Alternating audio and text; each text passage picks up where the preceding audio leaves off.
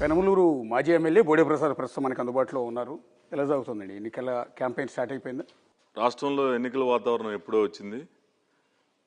ఈ రాష్ట్రంలో మొదటి 2 సంవత్సరాలు ప్రజలు చాలా ఈ జగన్మోహన్ రెడ్డి మీద హోప్స్ పెట్టుకున్నారు. అయితే ఆయన ఆలోచనలు విధ్వంసం తప్పితే నిర్మాణం అనే మీద లేదు. ప్రజలందరూ కూడా విరక్తి పుట్టి ఎప్పుడు వదిలించుకుందామా ఈ ప్రభుత్వాన్ని అని చెప్పి ఎదురు చూస్తూ ఉన్నారు. అంటే పర్టికులర్గా పెనమలూరు పరిస్థితి ఎలా ఉందండి? మీరు ఆల్రెడీ గతంలో ఎమ్మెల్యేగా మంచి మెజార్టీతో గెలిచారు. బహుశా రాష్ట్రంలో హైయెస్ట్ మెజార్టీ మీదే అనుకుంటారు కదా 2014లో. అంటే లాస్ట్ టైం ఓవర్ కాన్ఫిడెన్స్తో ఉన్నాం. ఈసారి చాలా కాన్ఫిడెంట్గా పనిచేసాం. తప్పకుండా నాకైతే ఒక నమ్మకం ఉంది, రికార్డు క్రియేట్ చేస్తానని. గ్యారంటీగా నియోజకవర్గంలో తెలుగుదేశం పార్టీ ఈ 4.5 సంవత్సరాలు బాగా కష్టపడ్డాం.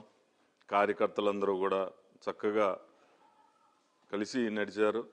పార్టీని బాగా బలోపేతం చేసాం. తప్పకుండా ఈ నియోజకవర్గంలో తెలుగుదేశం పార్టీ భారీ మెజార్టీతో గెలుస్తుంది. 2014లో రాష్ట్రంలోనే హైయెస్ట్ మెజార్టీ 30,000కు పైగా మెజార్టీ మీకు వచ్చింది. కానీ 2019లో ప్రభుత్వం మీదే ఉంది 5 ఏళ్ల పాటు. 2019లో తెలుగుదేశానికి అత్యంత పట్టున్న కృష్ణా జిల్లాలో పర్టికులర్గా విజయవాడ పక్కన ఉన్న పెనమలూరు కాన్స్టిట్యున్సీలో ఓడిపోవడానికి కారణం ఏమనుకుంటూ ఉన్నారు? రాష్ట్రంలో కాదు, 2-3 జిల్లాల్లో మెజార్టీ ఉంది.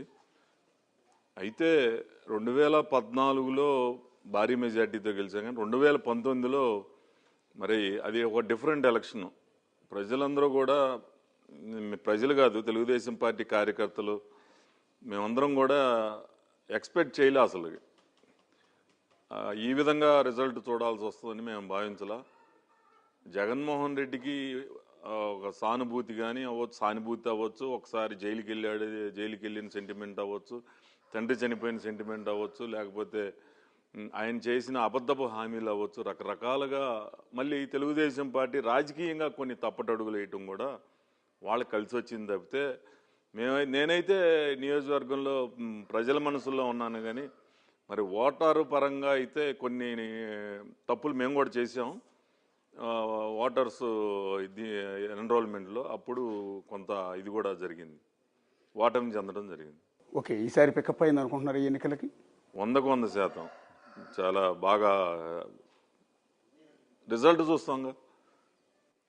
అంటే మాటలు చెప్పి మళ్ళీ రేపు ఇదని అంటారు. నేను ఎంత నమ్మకంతో ఉన్నాను అనేది రిజల్ట్ ద్వారా చూపిస్తాను. అంటే 2019లో మిమ్మల్ని ఓడించిన మీ ప్రత్యర్థి